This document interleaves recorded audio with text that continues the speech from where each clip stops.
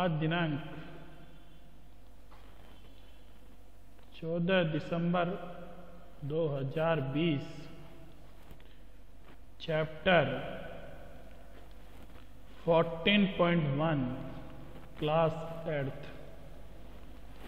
हमारा question number 2 है। श्रीमती कौशिक के पास चित्र में दर्शाए गए मापों वाला एक वर्गाकार प्लॉट है जिसके चारों ओर एक बगीचा बनाया हुआ है। मैं जैसे जैसे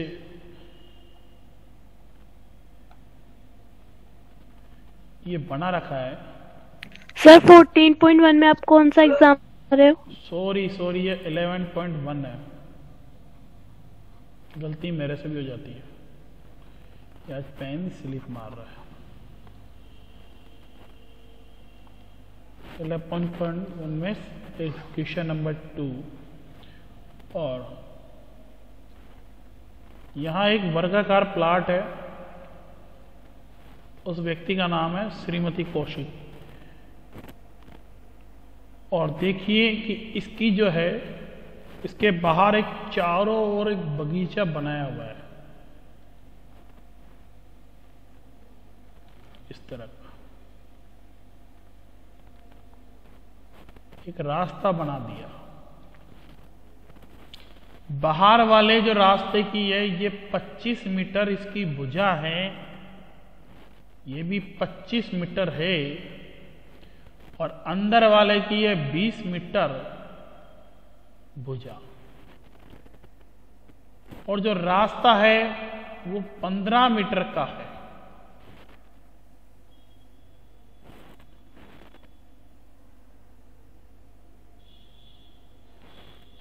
यह है, सॉरी मैंने एक गलती कर दी।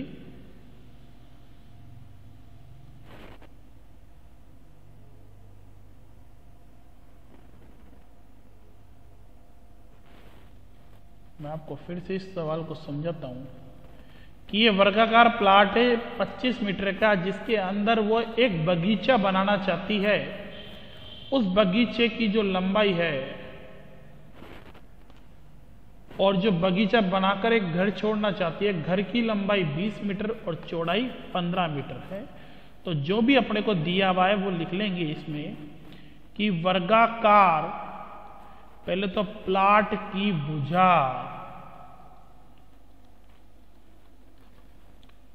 वो कितनी 25 मीटर, और जो घर है घर की लंबाई 20 मीटर, चौड़ाई 15 मीटर। फिर कह रहा है कि 55 रुपए प्रति वर्ग मीटर की दर से इस बगीचे को विकसित कराने का व्यय ज्ञात करो। ये कह रहा है बगीचे को विकसित यानी निर्माण कार्य करने का व्यय, कराने का व्यय 55 रुपए प्रति मीटर प्रति वर्ग मीटर। तो सबसे पहले तो अपन को क्या करना पड़ेगा, इस वर्गाकार प्लॉट का क्षेत्रफल निकालना पड़ेगा। और उसका जो सूत्र होता है वो बता सकता है कोई? भुजा स्क्वायर भुजा इंटू भुजा। Very good. अब जिन्होंने निकाल रखा है वो फटाफट बता दो कि 25 मीटर इंटू 25 मीटर करेंगे तो कितना आएगा? 625 मीटर स्क्वायर। Very good.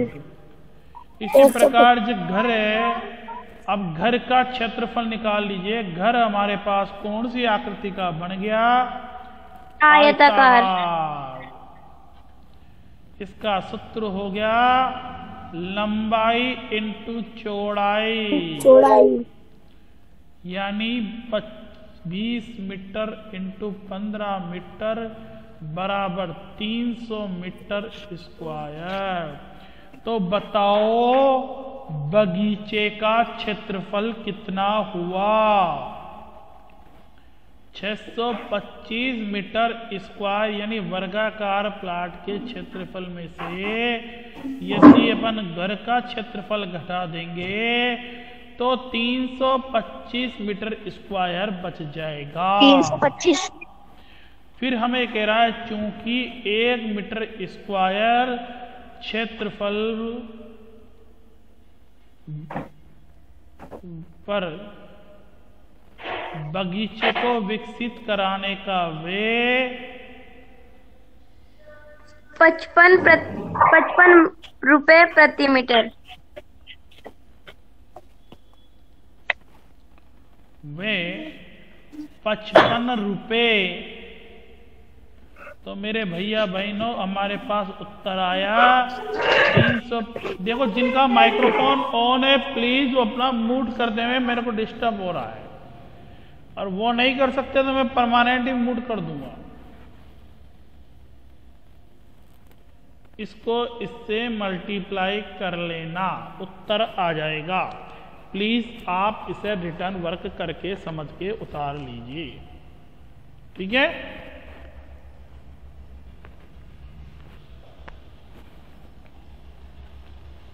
फटाफट उतारे इसे।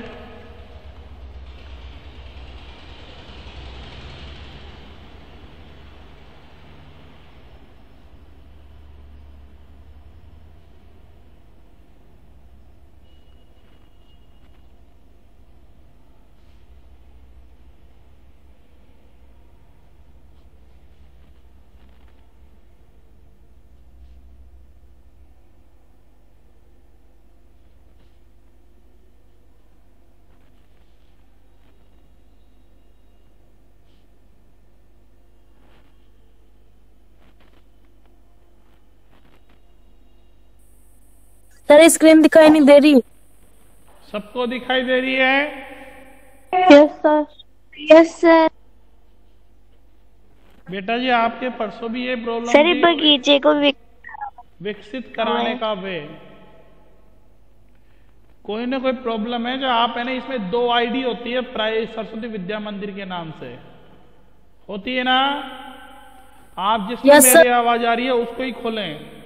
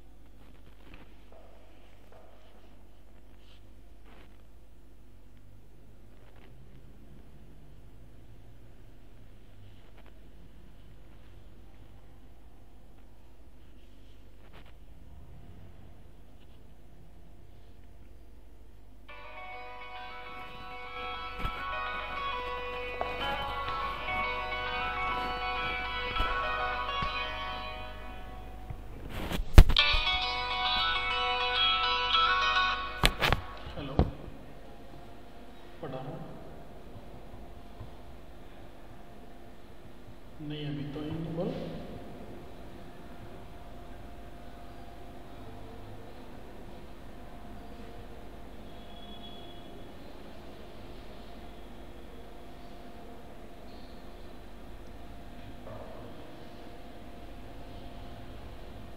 इसको मैं तैयार कर दे, मैं स्कूल लिया था।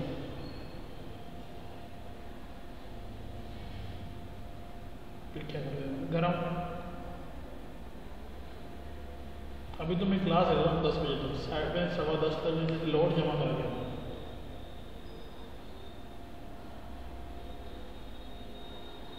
हाँ तो लोड बाद में जमा करा तो मैं पहले कर देता था। अभी तो मैं 10 बजे तक क्लास तो 10 बजे तक तो रुको तो सही दो।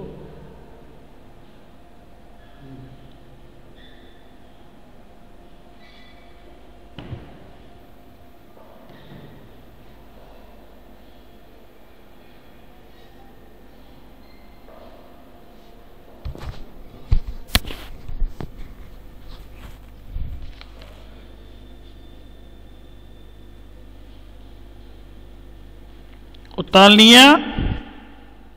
No sir.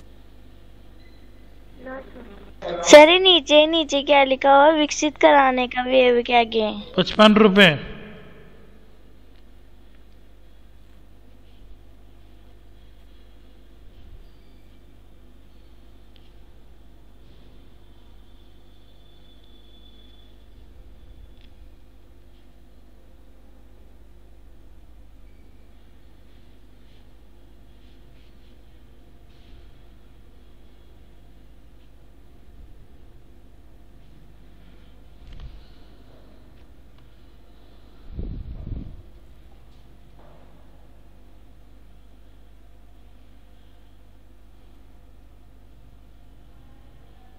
सर हो गया। धन्यवाद आपको। सर हो गया हमारा। मैं कम मना कर रहा हूँ भाई, आपका नहीं हो रहा।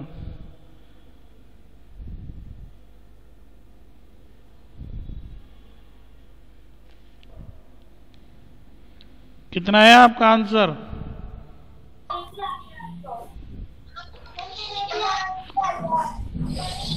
सबके हो गया? क्लियर कर रहा हूं मैं।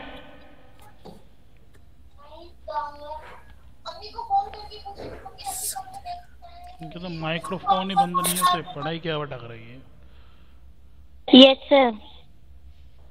फिर मैंने दिया था आपको 4th नंबर का क्वेश्चन।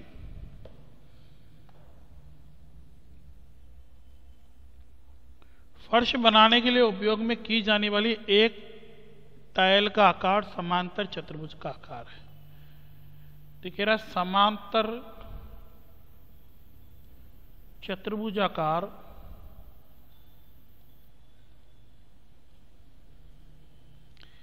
एक टाइल का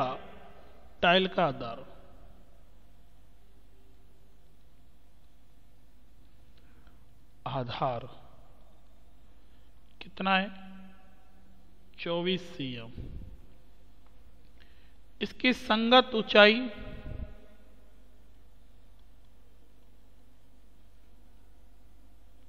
10 cm। अभी कह रहा है कि 1080 वर्ग मीटर क्षेत्रफल को फर्श से ढकने के लिए कितनी टाइलों की आवश्यकता होगी? नीचे जो फर्श बनी है उसका फर्श का क्षेत्रफल है 1080 मीटर स्क्वायर। ज्ञात करना है टाइलों की संख्या। तो क्या करेंगे हम? पहले समांतर चतुर्भुज टाइल की क्षेत्रफल निकालेंगे। बिल्कुल सही बात है। हम क्या करेंगे? समांतर चतुर्भुजाकार एक टाइल का हम क्षेत्रफल निकालेंगे।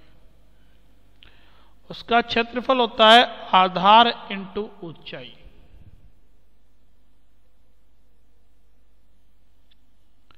यानी 24 cm इंटू 10 cm बराबर 240 cm। अब अगर हमें टाइलों की संख्या ज्ञात करनी है तो हम क्या करेंगे कि फर्श के क्षेत्रफल में एक टाइल का क्षेत्रफल का भाग देते हैं 1080 मीटर स्क्वायर। और दोनों को मैं एक चीज समझा दूं, यहां है ये 240 cm स्क्वायर, यह है 1000 metre square.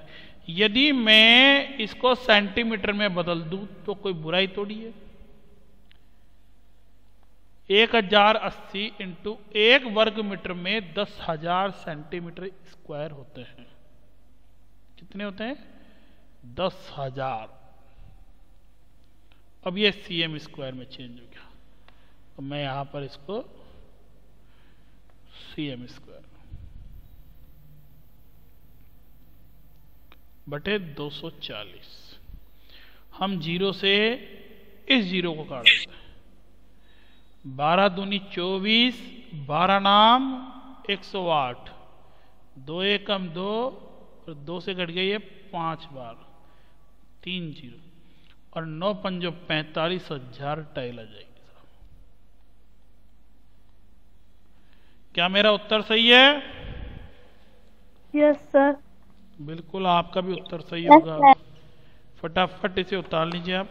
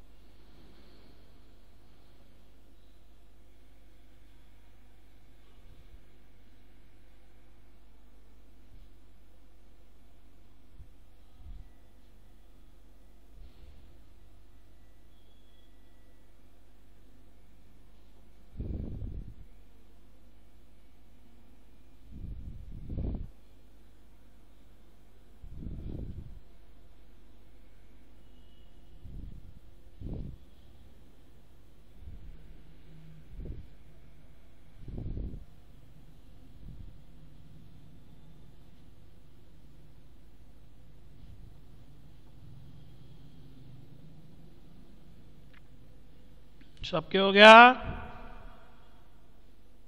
Yes sir. Yes sir. No sir. बिल्कुल आराम से उतार लें, कोई दिक्कत नहीं है बेटा जी।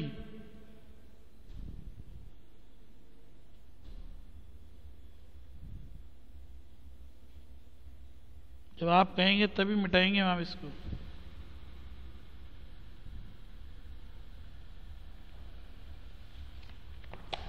हमारे कोई जल्दीबाजी नहीं है।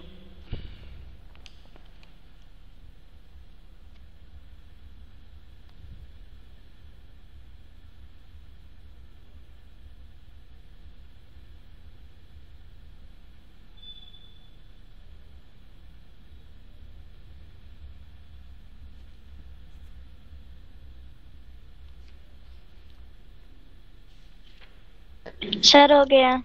सबके हो गया बेटा जी? Yes sir. Yes sir. Very good. मैं भी यही चाहता हूँ भाई सबके काम हो जाए। चलिए अब मैं आपको आज के 2 प्रश्न और बच गए, इसमें तीसरा और 5वां होमवर्क तो हालांकि ये दोनों ही करने हैं आपको। मैं 5वें प्रश्न का हिंट देता हूँ आपको।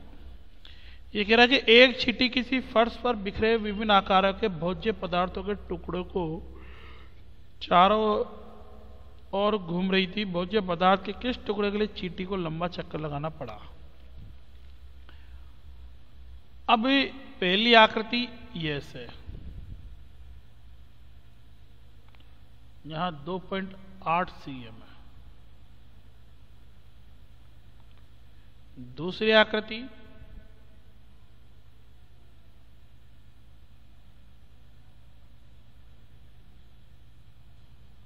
इस तरह से, इसकी भी लंबाई 2.8 cm है।